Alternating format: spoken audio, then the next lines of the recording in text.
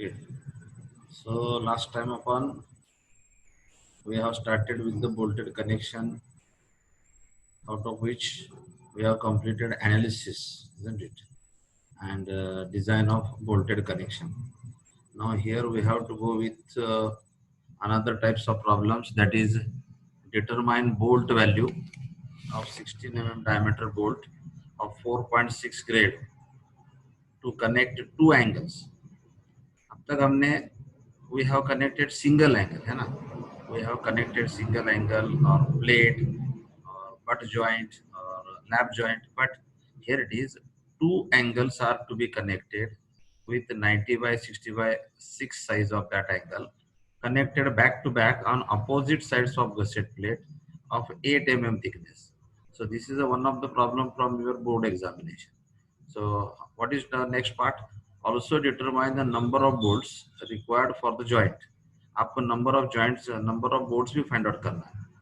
कितना load carry करना है? 110 kilo load. And then you have to draw a neat sketch of that. Is it? पहले ये समझ लेते हैं ये two angles back to back किस तरह से कनेक्ट किए हुए गसेट प्लेट को और आपको करना क्या है.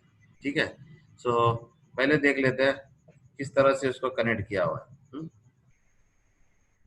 देखिए तो हियर इट इज, जैसे एक एंगल होता है, here it is one of the angle.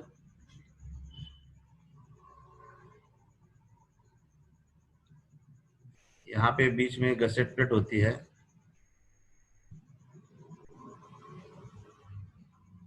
ये साइड में एक एंगल होता है इस तरह से.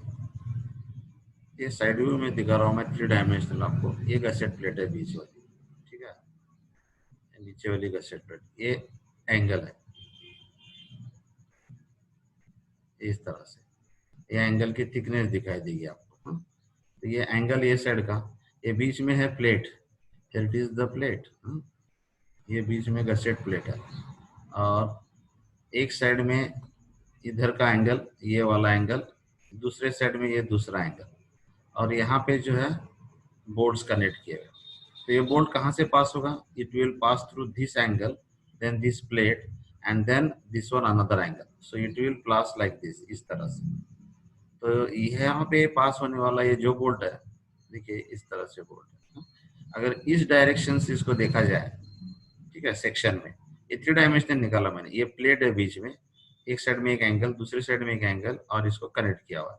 तो this is called as a connected back to back on both sides of gusset. Gusset के दोनों साइड पे ये गसेट प्लेट है. कहाँ होती है गसेट प्लेट? आपको पता है, ये ट्रस है. यहाँ पे ये गसेट प्लेट होती है, यहाँ पे एक गसेट प्लेट होती है. तो ये एंगल यहाँ से जाके इससे कनेक्ट होता है. तो ये गसेट प्लेट है जो कि यहाँ दिखा रहा हूँ मैं आपको. और ये जो है this is the angle, double angle section है, ये दोनों तरफ से आने वाला. ठीक है. अब देखिए इसमें किस तरह से इसको कनेक्ट कर साइड व्यू में देखा जाएगा आपको. साइड में देखा जाए तो देखिए इस तरह से आएगा वो, ये बीच वाली गसेट प्लेट,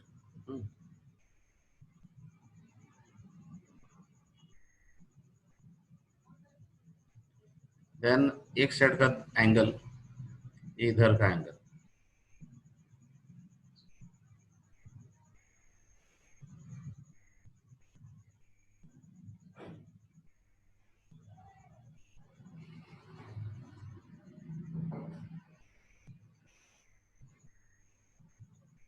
ये इधर का एंगल है. ठीक है. अब इधर दूसरा एंगल निकालता हूँ.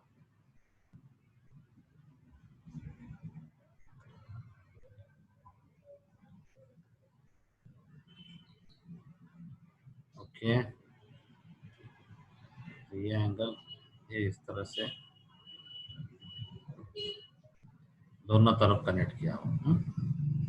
और बीच में there it is a,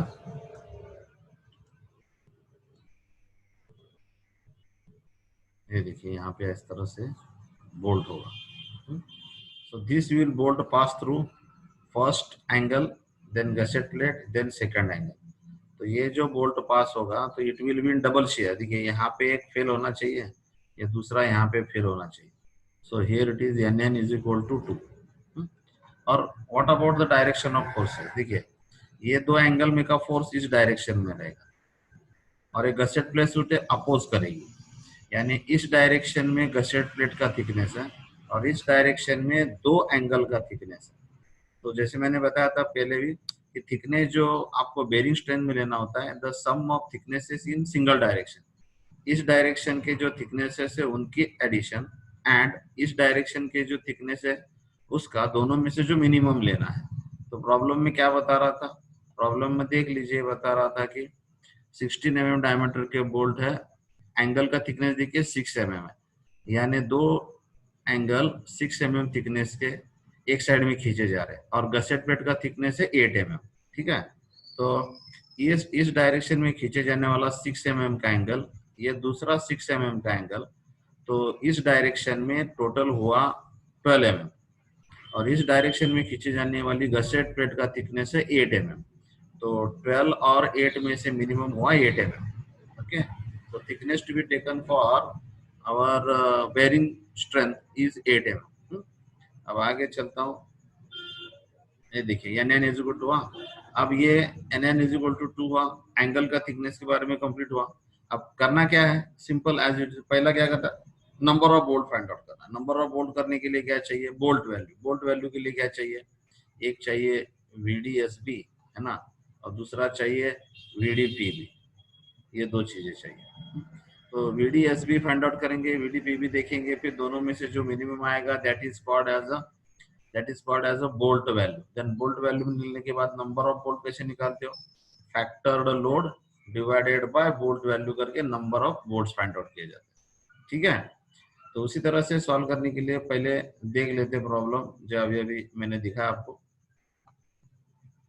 so the angles are connected वगैरह वगैरह। तो ये VDSB जैसे मैंने बोला था 2, किस लिए, डबल शेयर होने की वजह से। कौन लोग यहाँ 2 लेके यहाँ पे 1 लेते हैं, या डायरेक्टली आप यहाँ पे 2 ले सकते हो। तो ये डबल शेयर का स्ट्रेंथ हुआ 57 इन शेयरिंग। अब बेरिंग में देखिए, पिच एज्यूम किया, एज डिस्टेंस एज्यूम किया, पिच कितना होना चाहिए, कम से कम 2.5D, तो लिया कितना है यहाँ पे 3D ले सकते हो आप। E इज इक्वल टू कितना है आपका, एज डिस्टेंस 1.5D0, तो यहाँ पे 2D ले सकते हो 32, तो इसको 40 किया राउंड अबाउट, इसको 50 किया, देन के निकाल के VDPB और VDSB के दोनों का वैल्यू निकाल लिया। ठीक है, तो दोनों का वैल्यू निकालने के बाद जो शॉर्टर जो सबसे कम है वो 0.67 हुआ, तो VDPB का वैल्यू आया 68। ठीक, तो पहला वैल्यू यहाँ पे था, ये यहाँ पे 57 शेयर का और ये बेरिंग का 57, तो मिनिमम कौन सा हुआ, बेरिंग का कितना है, सॉरी बेरिंग का 68 है इधर, बेरिंग का 68, शेयर का 57, so the bolt value is 57। Okay, तो बोल्ट वैल्यू 57 मिल गया आपको। अब नंबर ऑफ बोल्ट चाहिए, तो फैक्टर लोड दिया है क्या, चेक कर लेते प्रॉब्लम में, क्या सिंपल लोड दिया है, फैक्टर लोड दिया हुआ 110 किलोमीटर। अब उसको 1.5 से मल्टीप्लाई करने की जरूरत नहीं, याद है ना, ये बहुत जरूरी चीज है, factored load divided by bolt value होना चाहिए। तो फैक्टर्ड लोड 110 किलो न्यूटन का है, तो factored load 110 kilo Newton divided by bolt value करने के बाद दो नंबर ऑफ बोल्ट्स मिले। ठीक, एज डिस्टेंस हुआ, पिच हुआ, नंबर ऑफ बोल्ट्स आपने कैलकुलेट कर लिया, कितना हुआ नंबर ऑफ बोल्ट्स, 2 हो गए। ठीक,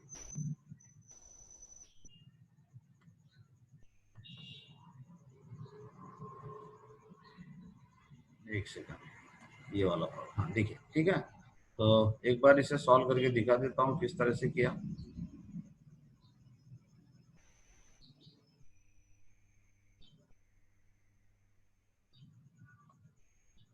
चलिए देखिए, फर्स्ट वैल्यू क्या है, VDSB, VDSB is equal to FUB upon √3 into NN into ANB।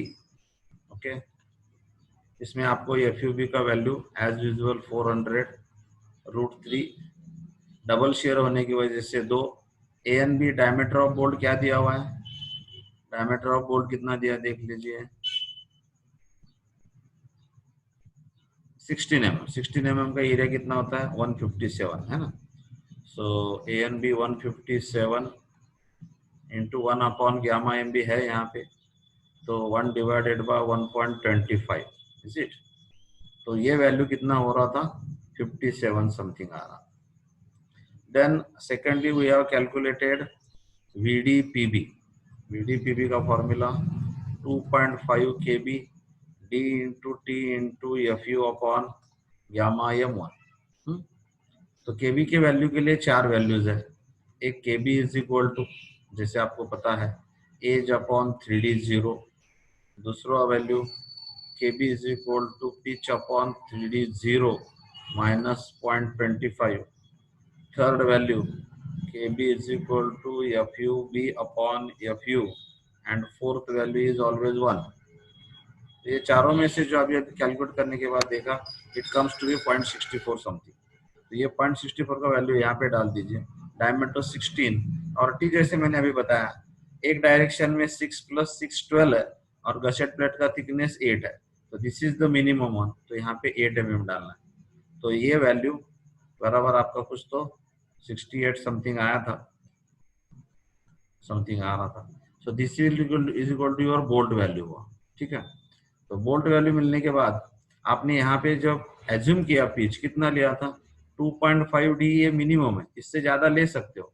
इस प्रॉब्लम में बोर्ड सॉल्यूशन में आपने जगह कितना लिया हुआ है 3D लिया हुआ है। इज इक्वल टू 1.5D0 ले सकते हो, लेकिन इससे ज्यादा लिया तो भी चलता है, उसने 2D ले लिया। 1.5DG कितना होता है देखो, 1.5 इंटू 18, 16 mm का डायमीटर है ना, तो ये कितना हुआ 27 हुआ। अगर 2D लिया जाए तो 2 इंटू 16 कितना होता है 32 होता है।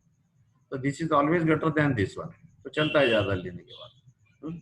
तो ये लिया आपने 2D और 3D पिच और एज डिस्टेंस।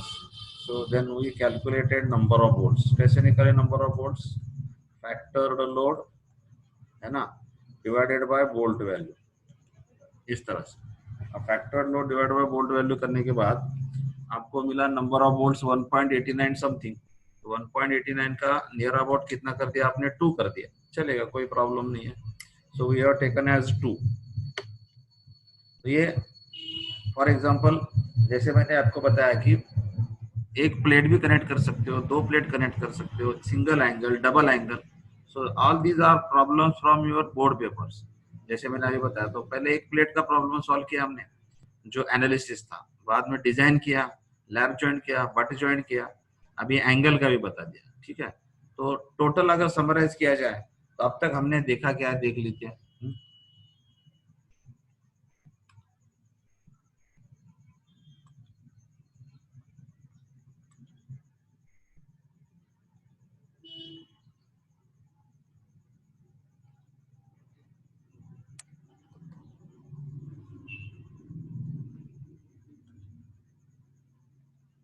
चलिए, अब तक देखिए इस चैप्टर में हमने क्या क्या किया हुआ है। एक, ठीक, कौन सा,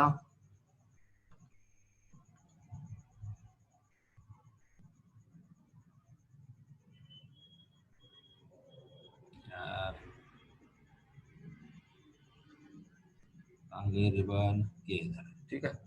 देखिए, तो एक, सबसे पहले हमने फर्स्ट प्रॉब्लम जो किया वहां पे था analysis problem, is it. Analysis में था एक लैब जॉइंट हमने कैलकुलेट किया जिसकी स्ट्रेंथ फाइंड आउट की, is it. Voltage chapter and होने आ रहा है इसलिए इसको समराइज कर रहा हूँ। ये लैब जॉइंट में आपने इसका स्ट्रेंथ कैलकुलेट किया, this is called as a analysis problem, जिसमें स्ट्रेंथ कैलकुलेट करते हो। किस तरह से कैलकुलेट किया स्ट्रेंथ, स्ट्रेंथ यानी that joint how much load it can take before failure, is it. तो उस जॉइंट की स्ट्रेंथ निकालने के लिए हमने प्रॉब्लम सॉल्व किया था स्ट्रेंथ ऑफ जॉइंट पर पिच, और उसकी इफिशियंसी भी फाइंड आउट किया। जो बोर्ड में एग्जाम में आने वाले जो प्रॉब्लम्स है आपके, वो कुल मिला के 3 टाइप्स के हैं जनरली। वैसे तो मिसलेनियस प्रॉब्लम्स है जो हमने अभी तक देखा है। पहला है तो स्ट्रेंथ ऑफ जॉइंट। तो स्ट्रेंथ ऑफ जॉइंट के लिए जैसे मैंने अभी बताया कि आपको क्या करना है, स्ट्रेंथ ऑफ जॉइंट यानी वो जॉइंट फेल होने से पहले कितना लोड लेगा। तो एक है, आपको फेलियर होने का चांस दो तरीके से होता है, एक तो बोल्ट फेल हो सकता है या प्लेट फेल हो सकती है। तो बोल्ट फेल होने के दो चांस थे, एक शियर में और दूसरा बेरिंग, इज इट। तो ये शियर एंड बेरिंग में जो मिनिमम आएगा वो बोल्ट वैल्यू हो जाती है। देन जॉइंट में आप, इसलिए आप थर्ड निकालते हो, इज इट, TDN, यानी this is the strength of plate. तो ये एक वैल्यू। तो ये 3 में से मिनिमम या 2 में से ये मिनिमम और इसमें दोनों मिनिमम, कुछ भी करो चलेगा। तो ये तीनों में से जो मिनिमम आएगा that is called as the strength of joint. Then what we have calculated efficiency. Joint बनाने से पहले प्लेट का स्ट्रेंथ क्या था, यानी gross strength of the plate before bolting, it is act as a input. और जब उसको होल बनाकर ज्वाइन कर देते हो तो वो बन जाता है आउटपुट। तो efficiency is equal to output divided by input. तो strength of joint divided by unbolted plate की स्ट्रेंथ इज इट। तो वो डिवाइड करने के बाद आपको मिला था एफिशिएंसी। कैसे मिला था efficiency? Efficiency is equal to strength of joint divided by strength of is it strength of unbolted plate, है ना, यानी बोल्ट लगाने से पहले जो प्लेट की स्ट्रेंथ थी वो। तो this is called as efficiency. ये पहले टाइप का प्रॉब्लम। Then secondly we have calculated that design of problem, है ना। डिजाइन में क्या करना था, देखिए पिच हमने कैलकुलेट किया था एक तरीके से, याद होगा शायद। किस तरह से किया था देखिए बताता हूँ। पहले हमने VDSB निकाला। VDSB में everything is given to you, so this value is known to you. इससे हमें कम करना नहीं है वैल्यू, तो हमने क्या मान के चले थे, VDPB का वैल्यू भी VDSB इतना हम लेके आएंगे, बिकॉज वी आर डिजाइनर। हम इस तरह से पिच और एज डिस्टेंस सिलेक्ट करेंगे ताकि इसका वैल्यू इसके साथ इक्वल हो जाए।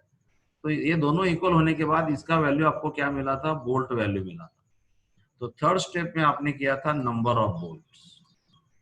तो नंबर ऑफ बोल्ट्स मिलने के बाद देख लिया कि किस तरह से बोल्ट फिटिंग हो जाएंगे ठीक तरह से, उसके लिए स्पेस वगैरह है या नहीं, 1 line 2 line 3 line, single share है डबल शेयर है।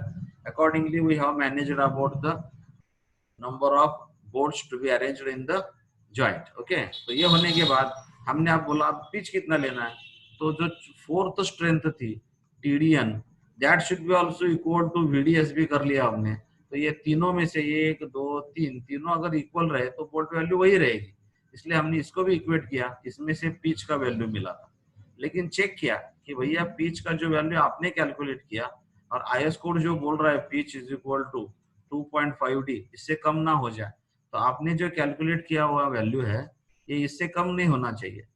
तो आप एक प्रॉब्लम जो हमने सॉल्व किया तो ये वैल्यू इससे कम आ रही थी, इसलिए हमने इसको इक्वल टू कर लिया, ये यहाँ पे, ठीक है, इसको लेकर कंप्लीट कर दिया। ये दो तरीके का प्रॉब्लम। और तीसरा प्रॉब्लम जो अभी अभी हमने देखा, इज इट सिंगल एंगल या डबल एंगल कनेक्ट करना है। तो ये कुल मिला के अब तक 8-9 लेक्चर्स मैंने बोल्टेड कनेक्शन पे किए। तो आज समराइज करके बता दिया